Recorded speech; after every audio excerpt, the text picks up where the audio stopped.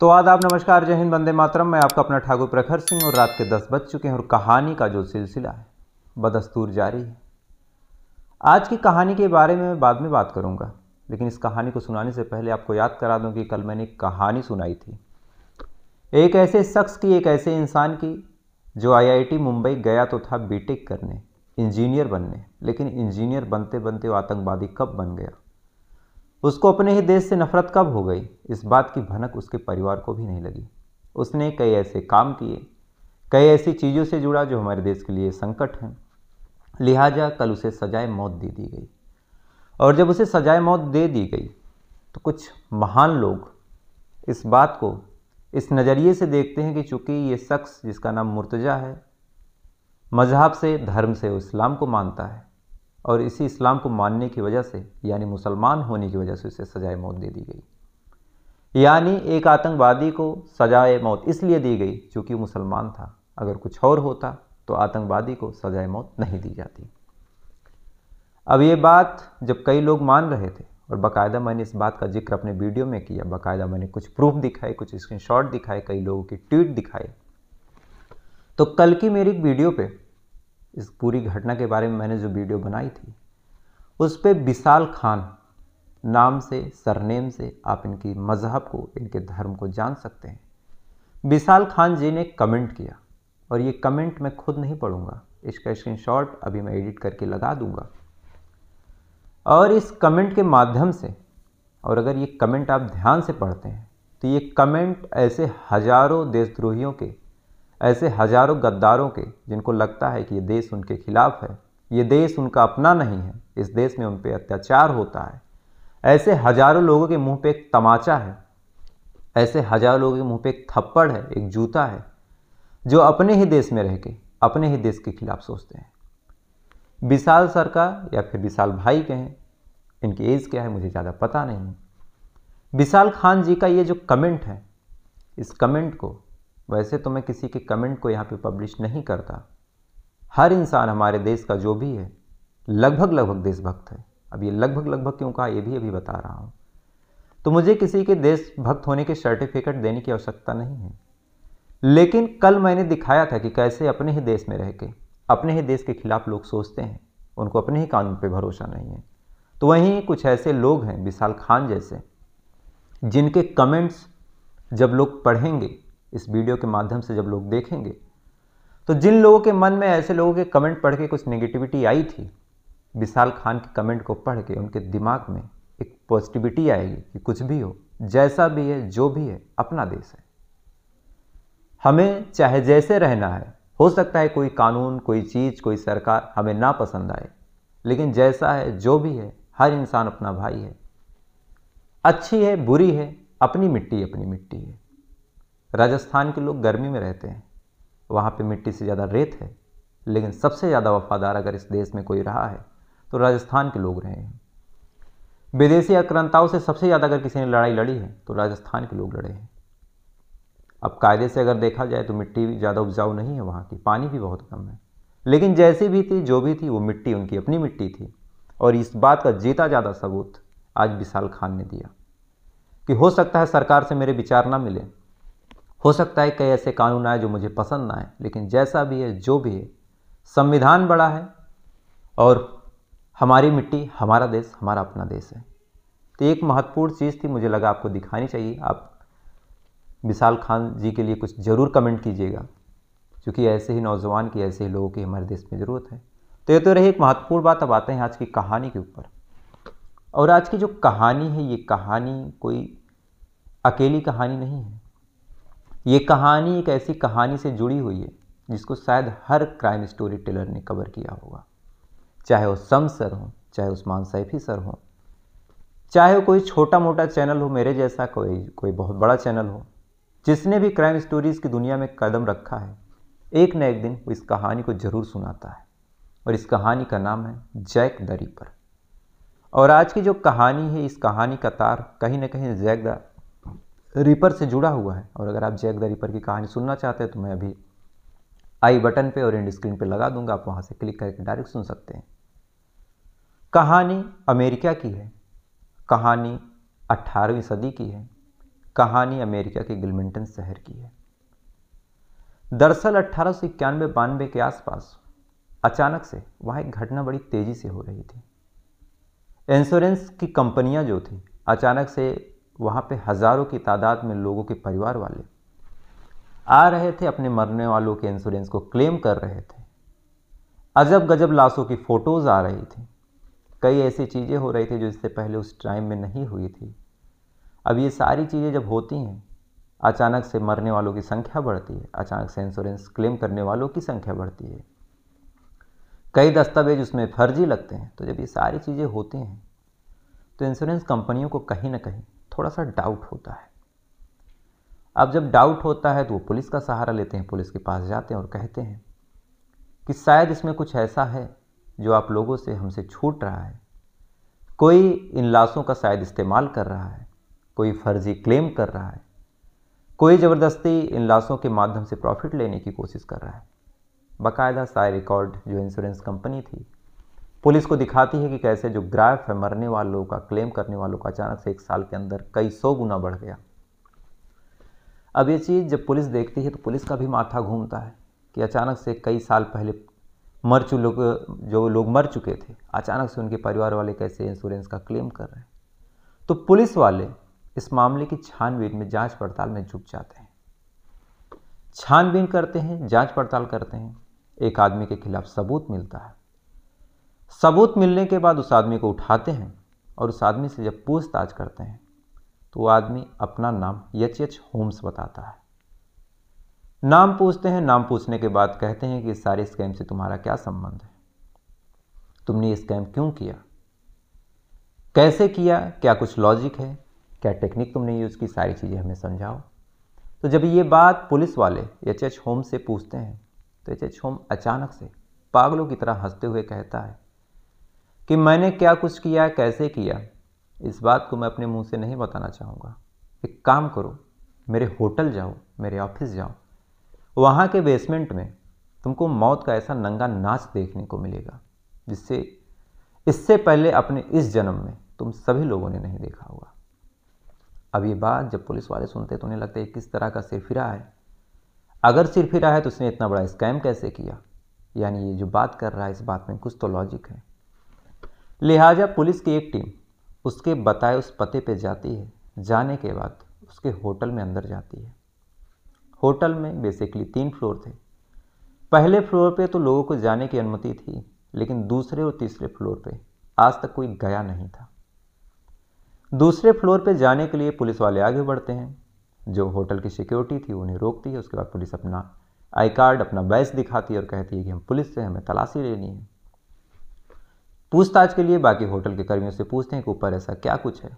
तो होटल के कर्मी कहते हैं कि साहब आज तक तो हम कभी ऊपर गए ही नहीं, और अगर आप चलते हैं तो आपके साथ हम भी देखना चाहेंगे ऊपर ऐसा है क्या। अब पुलिस वाले और होटल के कर्मी उस होटल के ऊपर 2nd फ्लोर पे जाते हैं और जैसे ही 2nd फ्लोर पे कदम रखते हैं, ऊपर का मंजर कुछ ऐसा था कि सच में जो एच होम्स ने कहा था कि ऐसी चीज़, ऐसा मंजर आपने नहीं देखा होगा, तो वास्तव में नहीं देखा था। दरअसल ऊपर अलग अलग कमरे बने हुए थे। कई कमरे ऐसे थे जो सिर्फ बाहर से खुल सकते थे। अंदर ना ऑक्सीजन का कोई सोर्स था, ना आवाज़ बाहर जा सकती थी, ना कोई लाइट थी, ना कोई कुछ था। कई कमरे ऐसे थे जो बाकायदा गैस चैम्बर बने हुए थे। कई कमरे ऐसे थे जिसको मानो ऐसा बनाया गया था कि जैसे इसमें किसी इंसान को लटकाया जा सकता है, किसी इंसान को काटा जा सकता है, किसी इंसान को बांधा जा सकता है। अब ये चीज़ जैसे तैसे देखते हैं। देखने के बाद चूँकि लाइट कम थी तो बाकायदा उन सारे रूमों में लाइट की व्यवस्था की जाती है, और जब सही प्रॉपर लाइट में उन कमरों को देखा जाता है तो अंदर का मंजर कुछ ऐसा था कि पुलिस वालों को एक तरह से चीख निकल जाती है। अंदर चारों तरफ हड्डियाँ, चारों तरफ खून, सड़ रहे मांस, अलग अलग इंसान की लाशें, अलग अलग ऐसे मशीन, ऐसी तलवार, ऐसे हथियार जिससे इंसानी शरीर को काटा जा सकता था, अलग अलग बॉक्सेस में इंसानी बॉडी पार्ट्स, और ऐसी कई चीज़ें जो शायद उन्होंने किसी हॉरर फिल्म में देखी हो। अब ये चीज़ जब फ़ौरन देखते हैं पुलिस वाले तो एक तरह से उनका दिमाग सुन्न हो जाता है कि ये कौन सा इंसान है, ये क्या यहाँ कर रहा था।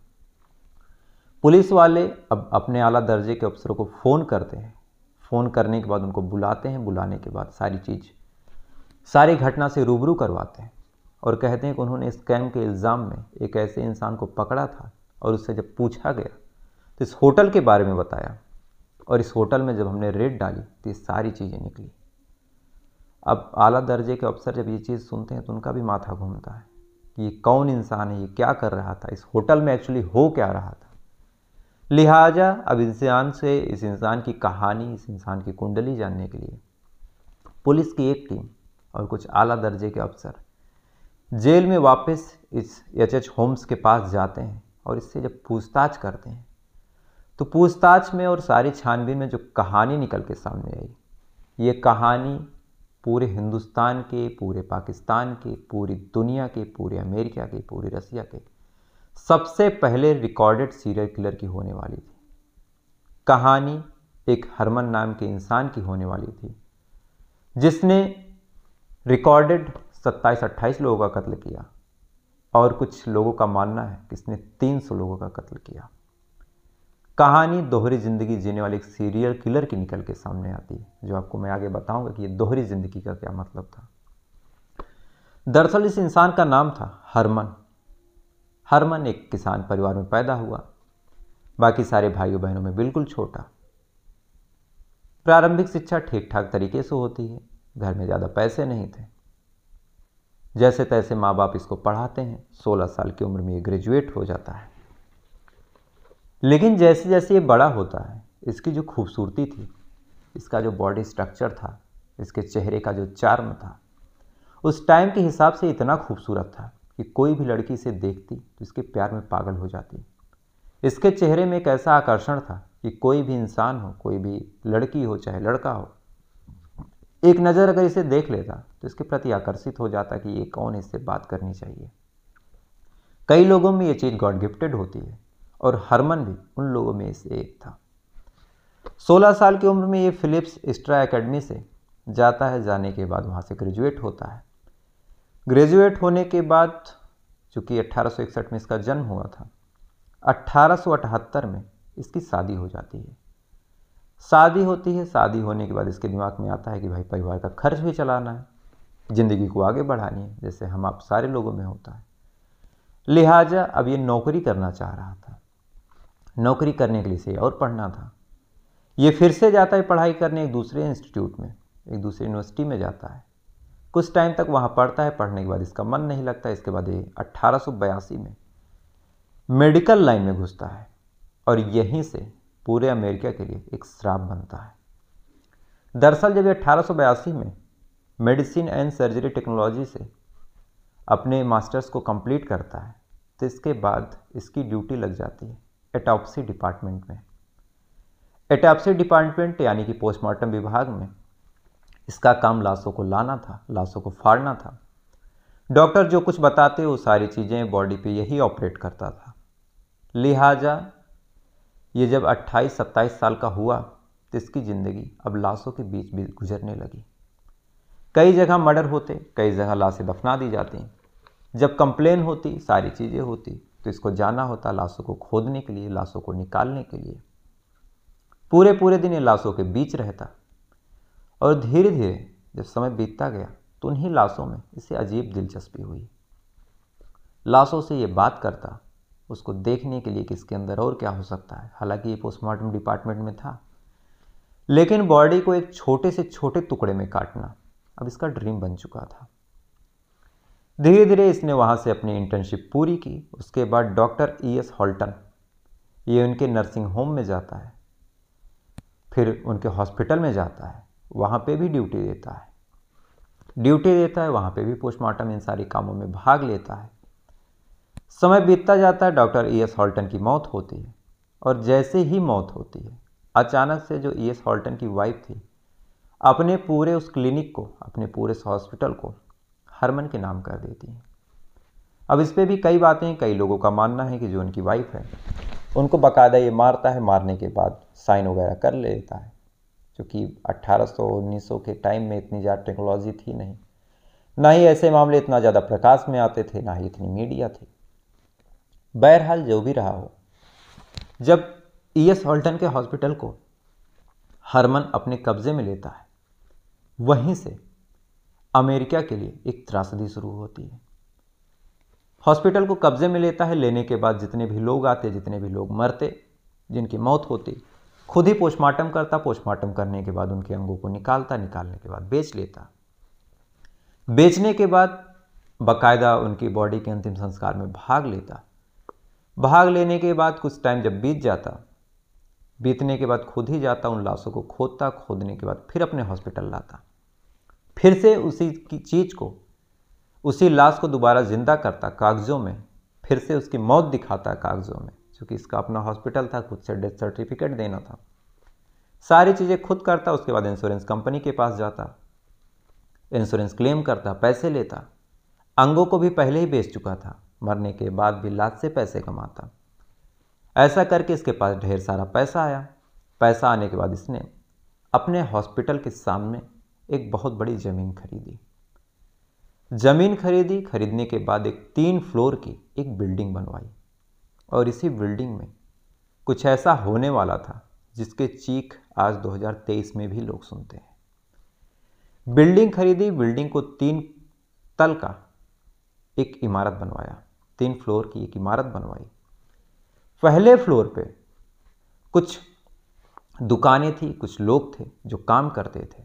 सेकंड फ्लोर पे इसका खुद का ऑफिस था, जहाँ पे किसी को जाने की इजाज़त नहीं थी। और थर्ड फ्लोर पे ये होटल बनवाना चाहता था, लेकिन वो होटल बन नहीं पाया। समय बीतता गया, ये लोगों को अंगों के लिए शायद मार भी देता था, मारने के बाद उनके अंगों को बेचता, उनके इंश्योरेंस के पैसे ले लेता। अब ये चीज़ें, ये घटनाएं जब बढ़ने लगी तो कहीं ना कहीं लोगों की नज़र, जो वहाँ के खुफिया विभाग थे, उनकी नज़र इस पे होने लगी। अब इसे कुछ और भी करना था। समय धीरे धीरे बीतता गया। एक बार ये जेल में भी गया, जेल से वापस आया, लेकिन जेल से वापस आने के बाद कहते हैं कि कोई कैदी अगर जेल जाए तो या तो बहुत सुधर के आता है या तो बहुत बिगड़ के, और इसके केस में ये दूसरी वाली बात होनी थी। जब ये जेल से बाहर आता है तो आने के बाद इसके दिमाग में लड़कियों का फितूर चढ़ता है, इसके दिमाग में हवस आने लगती है, इसे नई नई लड़कियों के साथ सेक्स करना पसंद हो जाता है।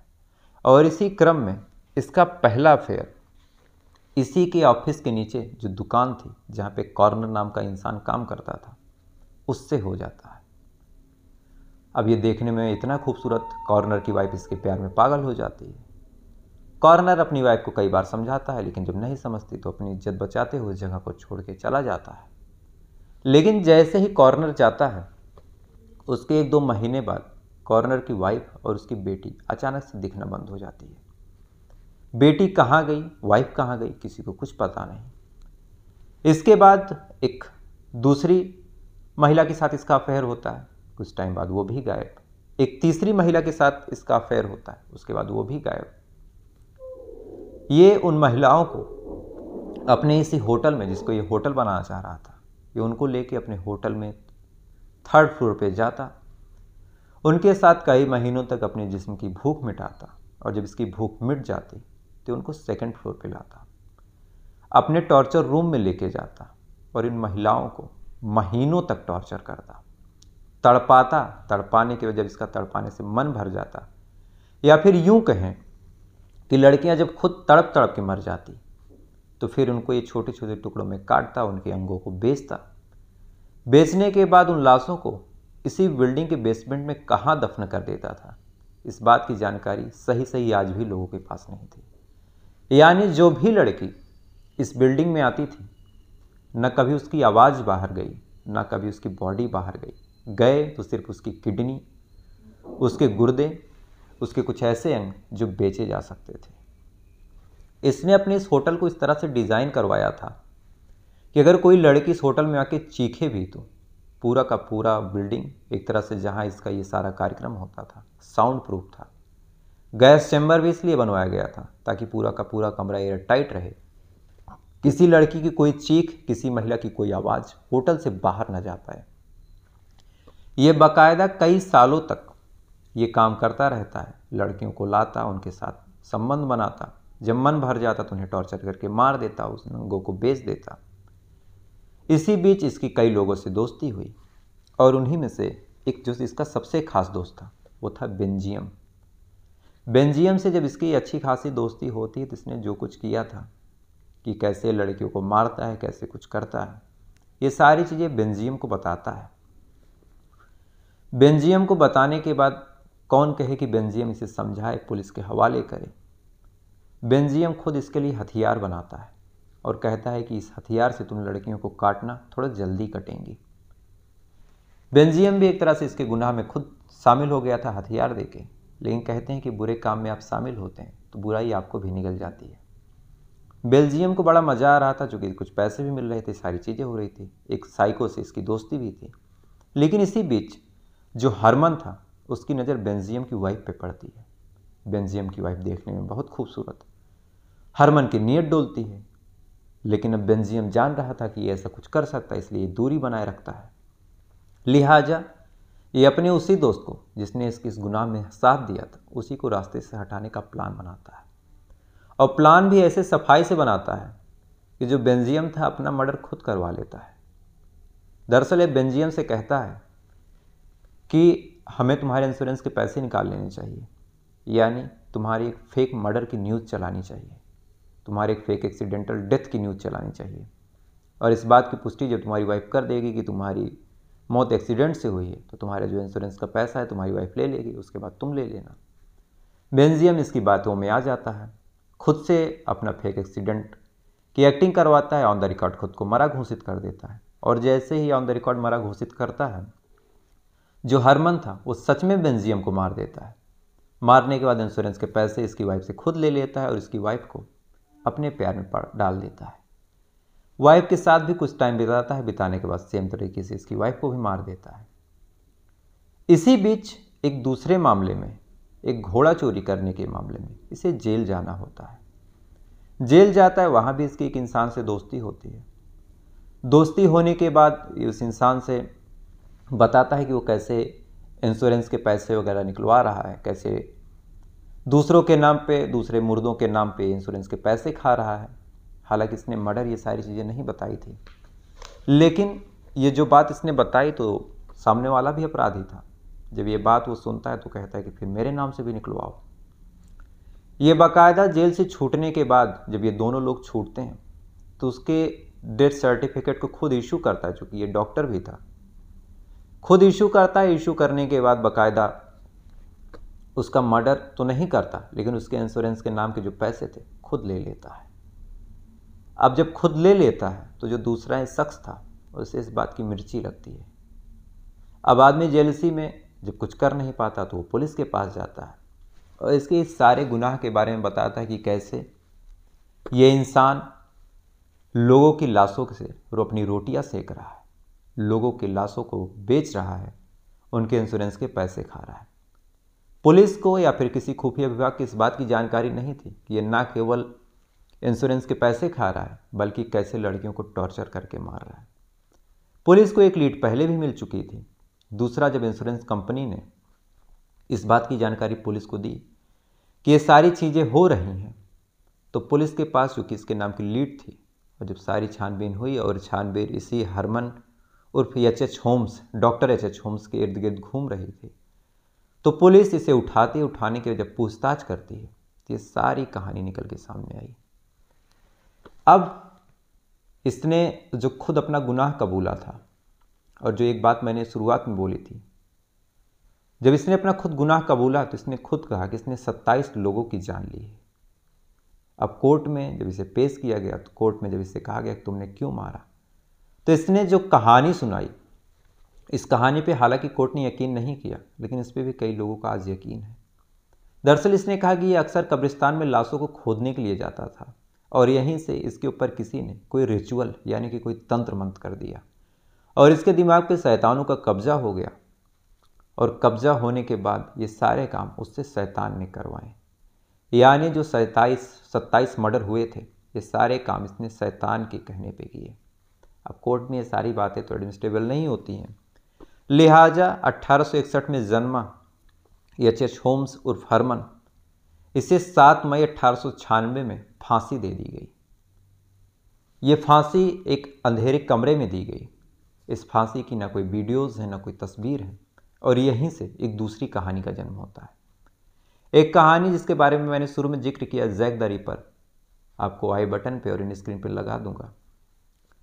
कई ऐसे लोगों का मानना है जो क्राइम फील्ड में इन्वेस्टिगेशन करते हैं, जांच पड़ताल करते हैं, डॉक्यूमेंट्रीज लिखते हैं, बड़े बड़े प्रोफेसरों का मानना है कि जो जैक द रिपर था वो असल में यही हरमन था। जैक द रिपर जिसने 200 लोगों का कत्ल किया, 200 महिलाओं का कत्ल किया, आज तक कभी पकड़ा नहीं गया, और महिलाओं का इतना ब्रूटली कत्ल करता था कि प्राइवेट पार्ट्स में चाकू डाल देना, उनकी आंखों को निकाल लेना, उनके ब्रेस्ट को काट लेना। मैंने डिटेल वीडियो बनाई है, अब देखना चाहें तो ज़रूर देखिएगा। ये सारे काम इसी हरमन का था, क्योंकि जो क्राइम पैटर्न है हरमन या एच होम्स का, वो सेम जैक द रिपर से मिल रहा है। सेम टॉर्चर करना, सेम सारी चीज़ें करना। यानी कई लोगों के हिसाब से इसने लगभग 300 कत्ल किए, और कई उस टाइम के उस कोर्ट के हिसाब से, हालांकि इसने 27 मामलों को स्वीकारा था, लेकिन इसके ऊपर 3 मामले इस्टेब्लिश हुए और इन 3 मामलों में ही इसे फांसी दे दी गई थी। लेकिन फिर वही बात आ जाती है कि इसे फांसी दी गई, लेकिन ये वहाँ से भाग गया था, और सरकार ने अपनी इस नाकामी को छुपाने के लिए, और ये चीज़ हमारे हिंदुस्तान में भी हुई। मैंने आपको एक पलांडे की कहानी सुनाई थी, सिमरन वाला। उसमें भी 3 बार उम्र कैद हुई, वो तीनों बार भाग जाता था, लेकिन पुलिस, सरकार, प्रशासन अपनी नाकामी छुपाने के लिए कोर्ट में इस बात को कभी नहीं रखती कि आदमी भाग रहा है। तो कायदे से कहें तो 27, या फिर कई और विशेषज्ञों की माने तो 300 कत्ल करने वाला हरमन पूरे वर्ल्ड का ऑन द रिकॉर्ड पहला सीरियल किलर है, जिसे सीरियल किलिंग का तब एक शौक था, एक लत थी। कई मामलों में वो पकड़ा भी गया, कई मामलों में छूटा भी। इसकी कहानी की स्कैम से शुरू हुई और अंत में हैवानियत पे जाके ख़त्म हुई। तो फिलहाल ये थी पूरी कहानी। उम्मीद है कहानी आपको पसंद आई होगी। पसंद आई हो तो वीडियो को लाइक करके अपना प्यार दीजिएगा, और कोई सुझाव, कोई सजेशन, कोई कमेंट। और विशाल भाई, फिर से आपको जय हिंद मेरी तरफ से। तो आपसे कल फिर मुलाकात होगी किसी दूसरी कहानी के साथ। तब तक अच्छे रहिएगा, खुश रहिएगा, अपना ख्याल रखिएगा। जय हिंद, वंदे मातरम।